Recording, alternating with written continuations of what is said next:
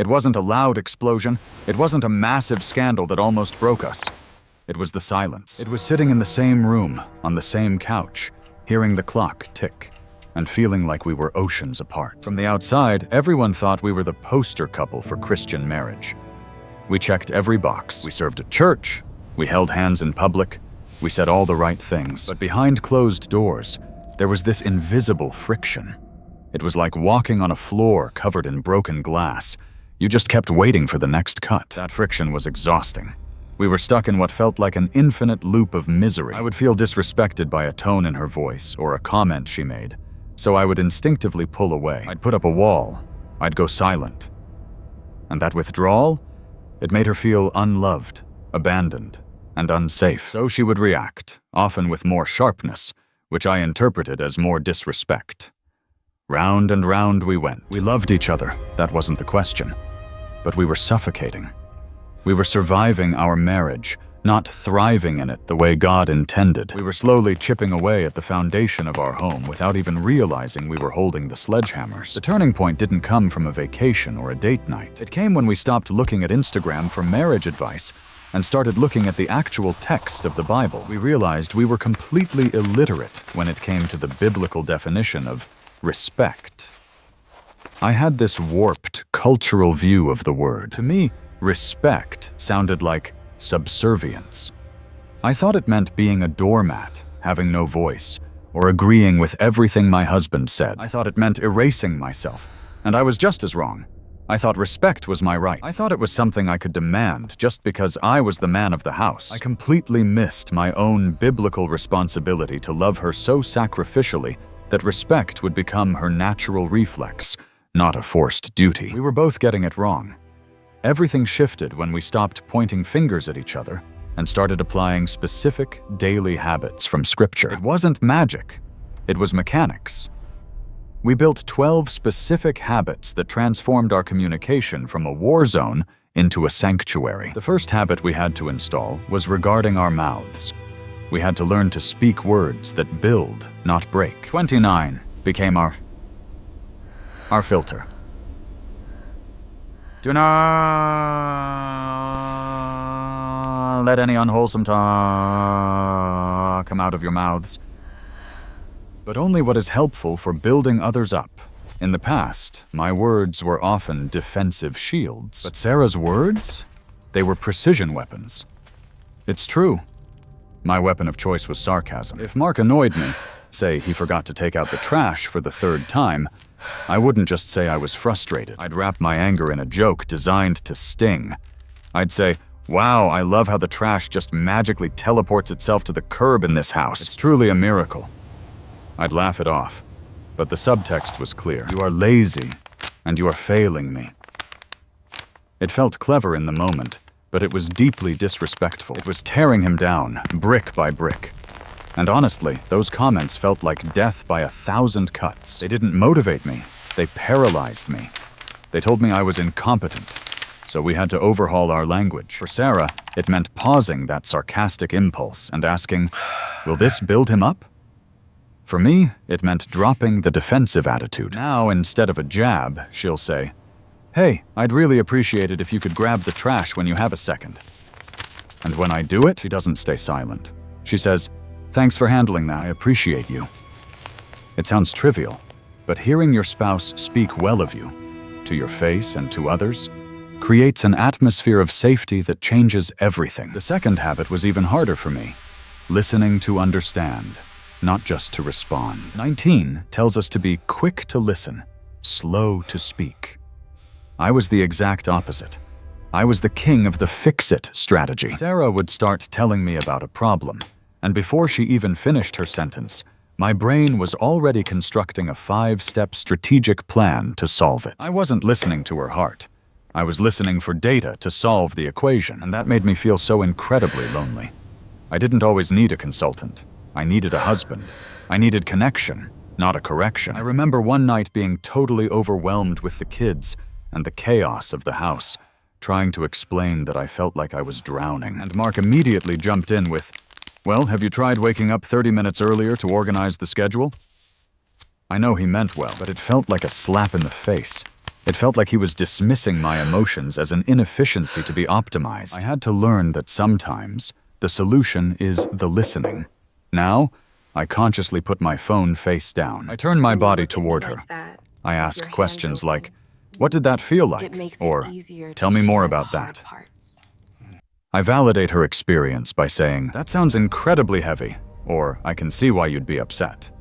I'm not just agreeing, I'm honoring her reality. This shift turned our arguments into bridges of connection.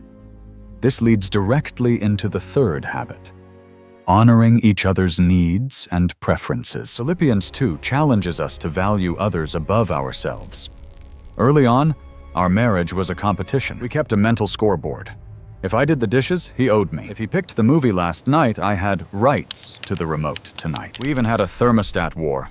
I'm always freezing, he's always hot. We would spend all day secretly adjusting the dial, fighting a passive-aggressive battle over 2 degrees of temperature. It was petty, but it revealed a heart issue.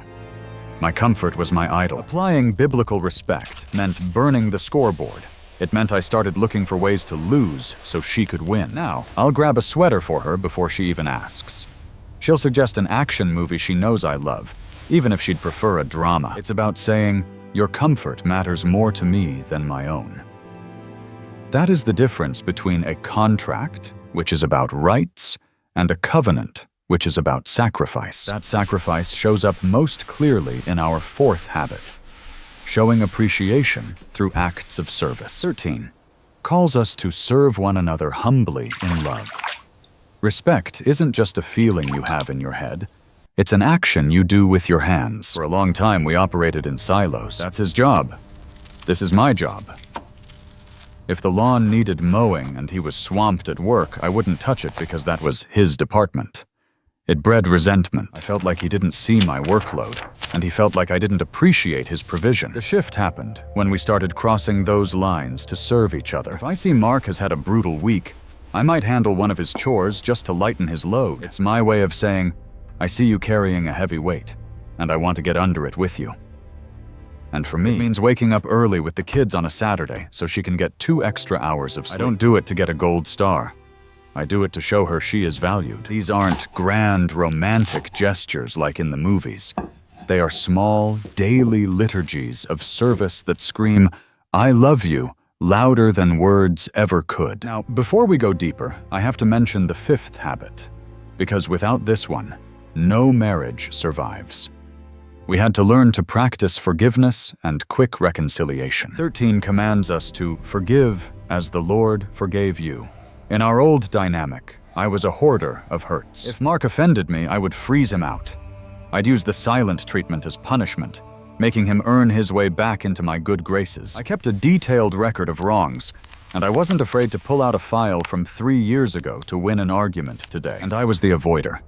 I hated conflict, so I'd retreat and hope the storm would pass. But avoiding the problem isn't the same as forgiving the person.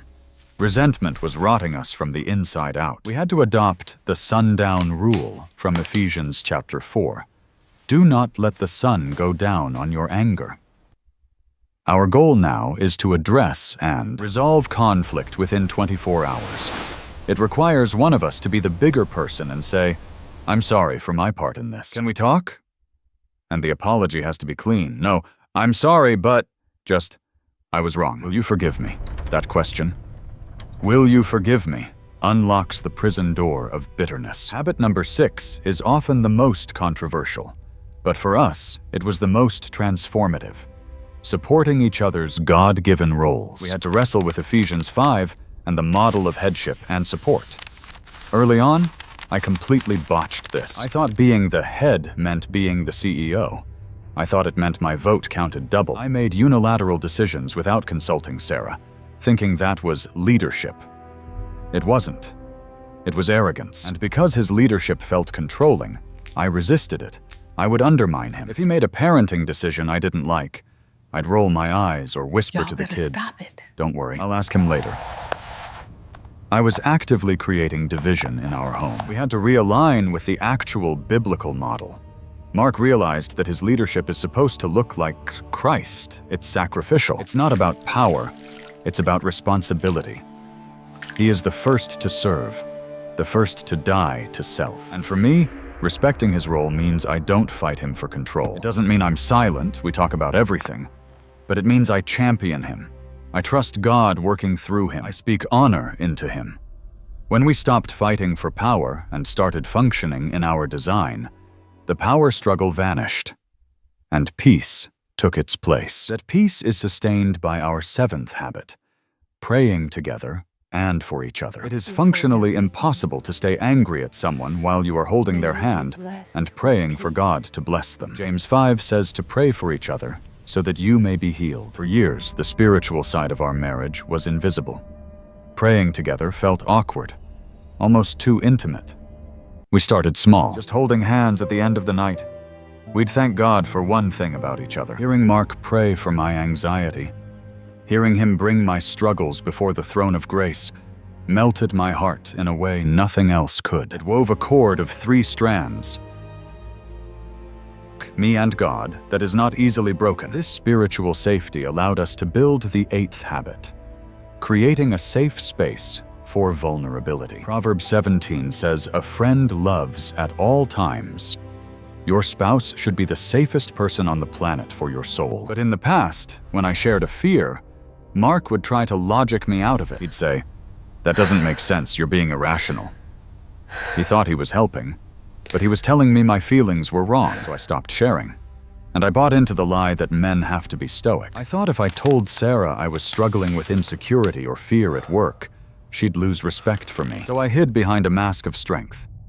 Tearing down those walls required us to change our gut reactions. Now, when one of us opens up, the other person's only job is to handle that heart with care. We say, "Thank you for trusting me with that," instead of offering a critique. We learned that true intimacy is being fully known and still fully loved. Habit 9 is one we often overlook in the church, celebrating each other's successes. Romans 12 says to rejoice with those who rejoice.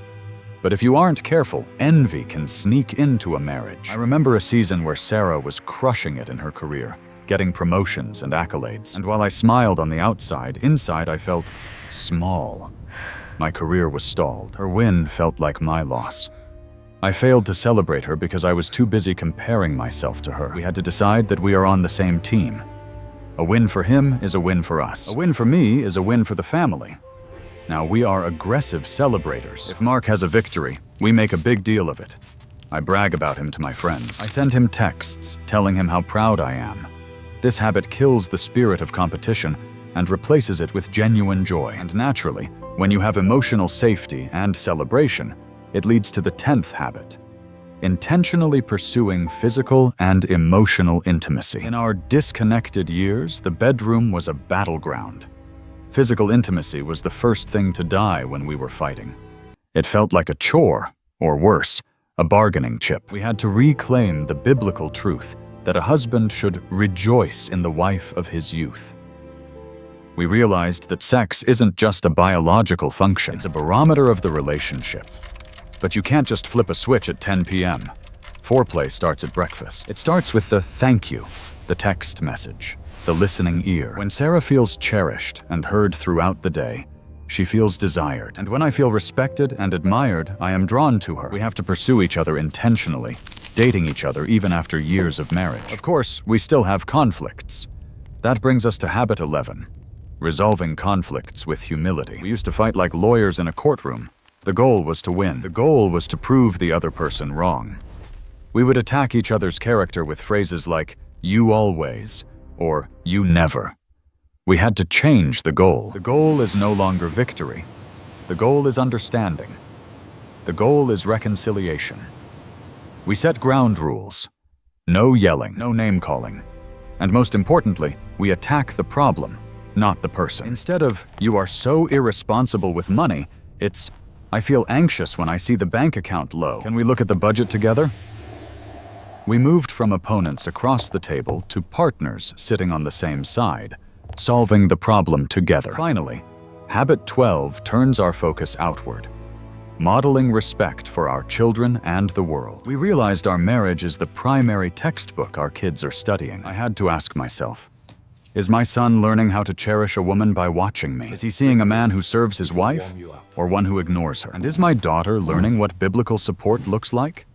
Is she seeing a mother who builds her father up, or one who tears him down? We are setting the trajectory for their future relationships.